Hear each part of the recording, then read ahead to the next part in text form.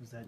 Yeah, you know what we did is we made a live tackle on the quarterback across the line of scrimmage because that's where he excels. And I don't think it's fair to him as far as having a quarterback competition if you don't see how much difference does that make. You know, how much difference is it when we're not blowing up the whistle after he jogs down the field 7 yards or it's live tackle. And you saw he's pretty dynamic with the ball under his arm. He threw the ball better today. He's more accurate. He worked really hard on that all week long. I think Garrick's doing a really good job of getting their technique better. So I thought he had a real good day. How's that competition looking right now? Is anybody You know, it's something that we're not in any hurry to make a decision. You know, if it just happened and separate themselves, that's fine. But you know, they all got to get better, and they all need reps in practice. All need it with the ones. So you know, it's been fun. I think they all have done different things well throughout the week. You know, Tyler threw the ball real well and consistent throughout the week, and then got a little tight out there today and made some early mistakes. I think Kyle is starting to execute better on his decision making. He took some sacks. That's one of the things that, you know, I always get nervous about is when it's not live tackle on the quarterback, they hold the ball and think they're going to throw it. So that's why we got to liven it up and let their instincts show up.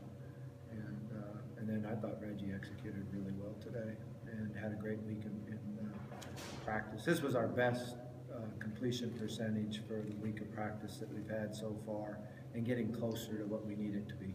How much of that is comfort level with the quarterbacks and the new wide receivers? Yeah, I think the timing's getting better. It's not close to where we want it, but it's getting better. And I think the quarterbacks understand coverage is a little bit better, so that helps get the ball out quicker. The running backs, LJ back, he ran hard, but Jeremy again kind of makes it. Jeremy can make guys miss. You know, he's got great vision. Some of the cuts he makes, his ability to cut sideways. You know, I thought he ran well. I thought LJ had a really good day running. He was seeing things. He was accelerating through the hole. Showed it, you know, his toughness and physicalness. So between the three of them, you know, it's a pretty good group. And then Malin got better today too. So that was good to see. What do you want to see in the last week of practice leading to the spring game? Yeah, we just want to improve. Go out and improve as individuals. Keep working on our technique, our fundamentals. Clear up some of our assignment mistakes. And have more knowledge of what we're trying to do, and then play hard. You know, if we can continue to play hard and work hard to get better, you know, it'll be a successful spring. You mentioned starting on Auburn. How much can you do this early? You do a lot. You do a lot. You know, it's just, last year I think it was a little easier because a lot of what our defense did, you know, Miami did. So that was a total carryover. We didn't have to do anything in practice but go against our own defense. Now offense, we had different things we had to show our defense.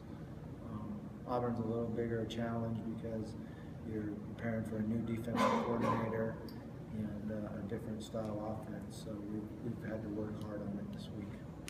There are a few bigger name guys who have been out. Are you expecting them to come back at all next week, or are they done for spring? Hopefully we'll get a couple of them back. I know Jaquay has a chance to be back maybe late in the week next week. Just kind of determine how he goes through the protocol. But he has improved tremendously this week. Who else? What's Jaquay got? He had a head injury. And I think Shaq Wiggins has been out Shaq for a while might be now. back. He has an arm issue that will take a couple more weeks to heal up, but he should be back before we go in the middle of May.